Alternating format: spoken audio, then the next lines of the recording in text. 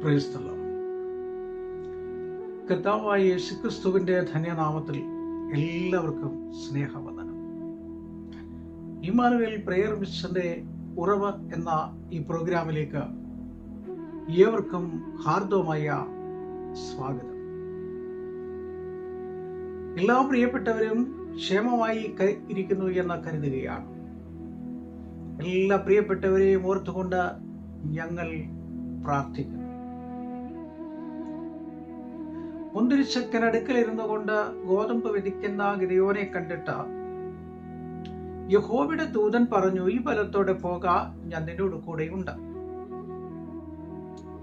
കഷ്ടതയുടെ നടിയിലും വേദനകളുടെ നടുവിലും ദുഃഖത്തിന്റെ നടുവിലും ഉപജീവന മാർഗത്തിന്റെ ചിന്താഭാരത്തിലുമായിരിക്കുന്ന ഗിദെയോനെ ഒരു പുതിയ ദൗത്യം ഏൽപ്പിക്കുകയാണ്, ഒരു വലിയ ശുശ്രൂഷ ഏൽപ്പിക്കുകയാണ്. കഴിഞ്ഞ കുറേ ദിവസങ്ങളായി, ആഴ്ചകളായി നമ്മൾ ചിന്തിച്ചതായിരിക്കുന്ന വിഷയങ്ങൾ ദൈവത്താൽ തിരഞ്ഞെടുക്കപ്പെടുന്ന ദൈവദാസന്മാരുടെ ജീവിതയാത്രയിൽ ഉണ്ടാകുന്ന അനുഭവങ്ങൾ, അവർക്കുണ്ടാകുന്ന കഷ്ടതകൾ, അവർ നേരിടുന്ന അനുഭവങ്ങൾ, ഇതൊക്കെ നമ്മൾ സവിസ്തരമായി ചിന്തിച്ചുകൊണ്ടിരിക്കുകയാണ്. കഴിഞ്ഞ ആഴ്ചയിൽ നമ്മൾ ചിന്തിച്ചതായിരിക്കുന്ന വിഷയം അപ്പോസ്തല പ്രവർത്തികളുടെ പുസ്തകം 12-ാം അധ്യായത്തിൽ നിന്നാണ്.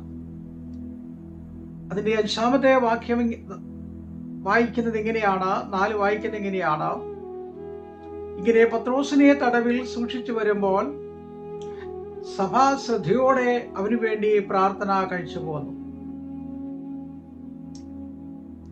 ഈ വായിച്ച വേദഭാഗം നമുക്ക് വളരെ പരിചിതമാണ്.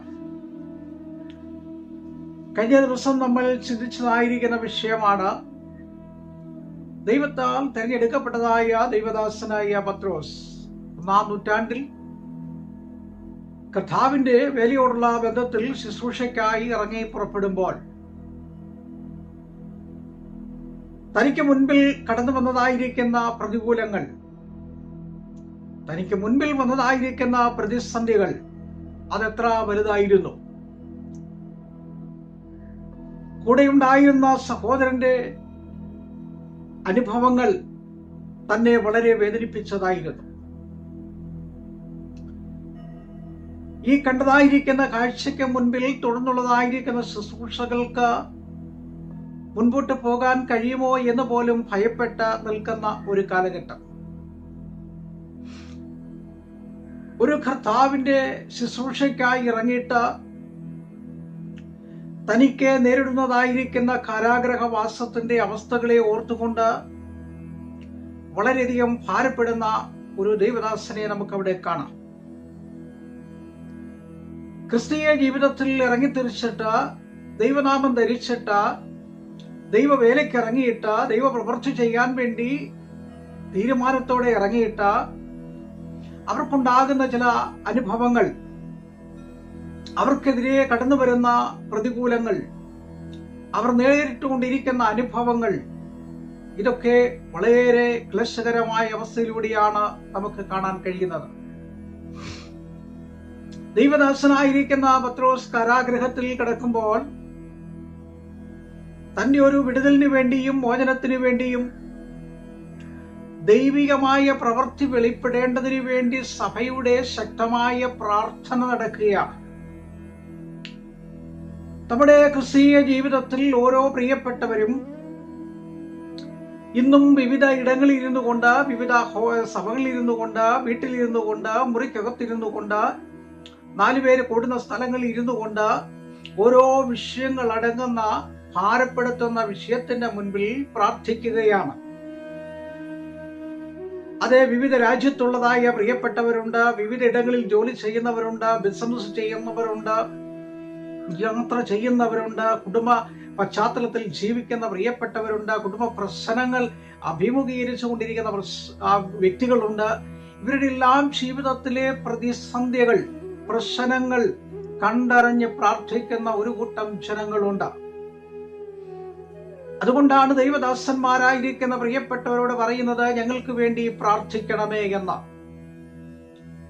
യേശു കർത്താവ് പറഞ്ഞു, എന്റെ നാമത്തിൽ നിങ്ങൾ പ്രാർത്ഥിക്കുമ്പോൾ ലഭിച്ചു എന്ന് വിശ്വസിച്ചുകൊണ്ട് പ്രാർത്ഥിക്കണം. 5-ാം സങ്കീർത്തനക്കാരൻ പറഞ്ഞത്, എന്റെ പ്രാർത്ഥന കേൾക്കണമേ, രാവിലെ ഞാൻ നിനക്കായി ഒരുക്കി കാത്തിരിക്കുന്നു. രാവിലെ എന്റെ പ്രാർത്ഥന കേൾക്കണമേ. യഹോവേ, ഞാൻ നിന്നോട് നിലവിളിക്കുന്നു, ഈ ആഴത്തിൽ നിന്നും എന്നെ വിടുവിക്കണമേ. ഈ കഷ്ടതയുടെ നടുവിൽ നിന്ന് എന്നെ വിടുവിക്കണമേ. ഈ ഭാരത്തിന്റെ നടുവിൽ നിന്നും എന്നെ വിടുവിക്കണമേ. പ്രതികൂല സാഹചര്യങ്ങളുടെ നടുവിൽ ആയിരിക്കുന്ന ദൈവദാസന്റെ മോചനത്തിന് വേണ്ടി ചെന്ന് പറയുവാൻ ആളില്ല, റെക്കമെൻഡേഷൻ ചെയ്യാൻ ആളില്ല. മറ്റുള്ളതായിരിക്കുന്ന മാധ്യമങ്ങളൊക്കെയും അടഞ്ഞിരിക്കുകയാണ്. അടുത്ത പ്രഭാതത്തിൽ യാക്കോബിനെ കൊന്നതുപോലെ പത്രോസിനെയും കൊല്ലുവാൻ വിധിക്കപ്പെട്ട് കിടക്കുന്ന വ്യക്തിയാണ്. ആ കാരാഗ്രഹത്തിൽ കിടക്കുന്ന ആ സമയം സഭ ശ്രദ്ധയോടെ പ്രാർത്ഥിക്കാൻ തുടങ്ങി. രാത്രിയുടെ യാമങ്ങൾ വേർതിരിച്ചുകൊണ്ട് ഉറക്കമില്ലാതെ അവർ പ്രാർത്ഥിക്കുകയാണ്. അവരുടേതായിരിക്കുന്ന നിലവിളി, അവരുടേതായിരിക്കുന്ന കണ്ണുനീര്, അവരുടേതായിരിക്കുന്ന യാചനകൾ, അവരുടേതായിരിക്കുന്ന നൊമ്പരങ്ങൾ ഒരു ദൈവദാസന്റെ വിടുതലിന് വേണ്ടി മുട്ടുമേൽ നിൽക്കുകയാണ്. എന്നെ കേൾക്കുന്ന പ്രിയമുള്ളവരെ, നിങ്ങളുടെ ക്രിസ്തീയ ജീവിത യാത്രകളിൽ നിങ്ങളുടെ ജീവിതത്തിലെ പ്രതികൂല സാഹചര്യങ്ങൾ, അത് പലവിധത്തിലുള്ളതായിരിക്കുന്ന പ്രശ്നങ്ങളായിരിക്കാം, ജോലി സംബന്ധിച്ചുള്ളതായിരിക്കുന്ന വിഷയത്തിന്റെ മുൻപിലാകാം, രോഗത്താൽ കിടക്കുന്ന അവസ്ഥയാകാം, മുറിവേറ്റ് കിടക്കുന്ന അവസ്ഥയാകാം, ഭാരപ്പെട്ട് കിടക്കുന്ന അവസ്ഥയാകാം. ഏത് വിഷയത്തിന്റെ മുൻപിലും വിടുതൽ നൽകുവാൻ കഴിയുന്ന ഒരു ദൈവമുണ്ട്. ആ വിടുവിക്കുന്നവനായ ദൈവം അരികിലേക്ക് ഇറങ്ങി വരും. അത് വിശ്വസിക്കുന്നത് കൊണ്ടാണ് നമ്മൾ പ്രാർത്ഥിക്കുന്നത്. അങ്ങനെയെങ്കിൽ ഇന്ന് പകൽക്കാലം നിങ്ങൾ വിശ്വസിക്കുന്നുവോ? നിങ്ങളുടെ പ്രശ്നത്തിനാണ്, നിങ്ങളുടെ കിടക്ക മാറ്റി വിരിക്കുവാൻ, നിങ്ങളുടെ കുടുംബത്തിന്റെ വിഷയത്തിന് പരിഹാരം തരുവാൻ, നിങ്ങളുടെ കുഞ്ഞുങ്ങളുടെ വിടുതലിന് വേണ്ടി, ആരോഗ്യത്തിന് വേണ്ടി, സൗഖ്യത്തിന് വേണ്ടി, ഏത് പ്രശ്നത്തെയും പരിഹരിക്കുവാൻ കഴിയുന്ന ദൈവ സാന്നിധ്യം നിങ്ങളുടെ അരികിലേക്ക് അടുത്ത് വരികയാണ്. Praise the lord, praise the lord. അങ്ങനെയെങ്കിലും പകൽക്കാലം നമുക്ക് ഒരുമിച്ച് പ്രാർത്ഥിക്കാം. സഭ ശ്രദ്ധയോടെ പ്രാർത്ഥിച്ചു. ഒരുക്കമുള്ള പ്രാർത്ഥനയായിരുന്നു, ഐക്യതയുള്ള പ്രാർത്ഥനയായിരുന്നു, സമർപ്പണമുള്ള പ്രാർത്ഥനയായിരുന്നു. അവർ ദൈവത്തിൽ ആശ്രയിച്ചു. സഭ ദൈവത്തിൽ ആശ്രയിച്ചു എന്നുള്ളതാണ്. സങ്കീർത്തനം 31:14 വായിക്കുമ്പോൾ, യഹോവേ, ഞാൻ നിന്നിൽ ആശ്രയിക്കുന്നു എന്നാണ്. സഭ ദൈവത്തിൽ ആശ്രയിക്കുകയാണ്. അവരുടേതായിരിക്കുന്ന ആശ്രയമാണ്.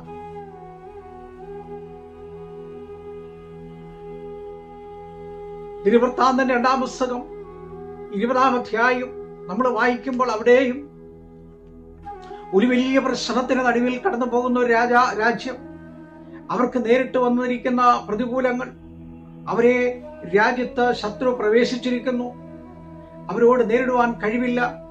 അതുകൊണ്ട് യഹോശഫാത്ത് യഹോവയുടെ സന്നിധിയിൽ ഉപവാസമെടുക്കുകയാണ്, ഉപവസിച്ച് പ്രാർത്ഥിക്കുകയാണ്.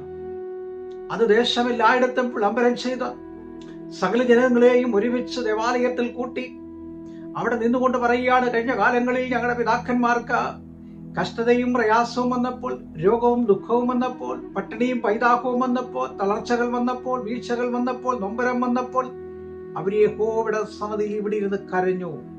ദൈവം അവരുടെ പ്രാർത്ഥന കേട്ടു.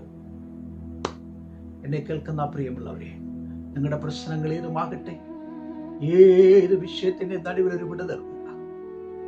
സഭ ശ്രദ്ധയോടെ പ്രാർത്ഥിക്കുകയാണ്. വാതിൽ തുറക്കുമോ? ആ പ്രാർത്ഥന നടന്നുകൊണ്ടിരിക്കുമ്പോൾ ദൈവത്തിന്റെ ദൂതൻ കാരാഗ്രഹത്തിൽ ഇറങ്ങി. അതെ, ഇന്ന് പകൽക്കാലം നിങ്ങളുടെ അടിയിൽ ഇറങ്ങി വരും. ഇതാ നിങ്ങളുടെ സമീപത്ത് നിൽക്കുകയാണ്, നിങ്ങളെ വിടുവിക്കാൻ, നിങ്ങളുടെ പ്രശ്നം പരിഹരിക്കാൻ, വിടുതൽ നൽകുവാൻ, പുതിയൊരു വാതിൽ തുറക്കുവാൻ. വിശ്വാസത്തോടെ നമുക്ക് അടുത്ത് വരാം, പ്രാർത്ഥനയോടെ അപേക്ഷിക്കാം. സകല വിഷയത്തിനും പരിഹാരം നൽകുവാൻ കഴിയുന്ന ദൈവത്തിന്റെ കരങ്ങളിലേക്ക് ഇന്ന് പകൽക്കാലം ഏൽപ്പിച്ചു കൊടുക്കാം. ഞാൻ എൻ്റെ വാക്കിലൂടെ അവസാനിപ്പിക്കുകയാണ്. തുടർന്നും അടുത്ത ദിനങ്ങളിൽ നമുക്ക് ചിന്തിക്കാം. പ്രാർത്ഥിക്കാം. കരുണയുള്ള ദൈവമേ, സുഖസ്ഥ പിതാവേ, അനുഗ്രഹിക്കപ്പെട്ട നല്ല പകൽക്കാലത്തിനായി വചനം കേൾക്കുന്ന പ്രിയപ്പെട്ടവർക്കായി ഭാരങ്ങളിലും പ്രയാസങ്ങളിലും അനേക പ്രിയപ്പെട്ടവര് ഇരിക്കുന്നു, രോഗികളായി കിടക്കുന്നു. സ്വദേശത്തും വിദേശത്തും ഗൾഫിലും യൂറോപ്പിലും അമേരിക്കയിലും ഒക്കെ ആയിട്ട് ജോലി ചെയ്യുന്നവരും, പഠിക്കാൻ കടന്നുപോയ കുഞ്ഞുങ്ങൾ, ജോലി ചെയ്യുന്നവർ, കുടുംബമായി വസിക്കുന്നവർ, ബിസിനസ് ചെയ്യുന്ന പ്രിയപ്പെട്ടവർ, വിവിധ മേഖലകളിലൂടെ ആയിരിക്കുന്ന പ്രിയപ്പെട്ടവരുണ്ട്. അവരെല്ലാവരും കർത്താവ് അനുഗ്രഹിക്കണം, ബലപ്പെടുത്തണം.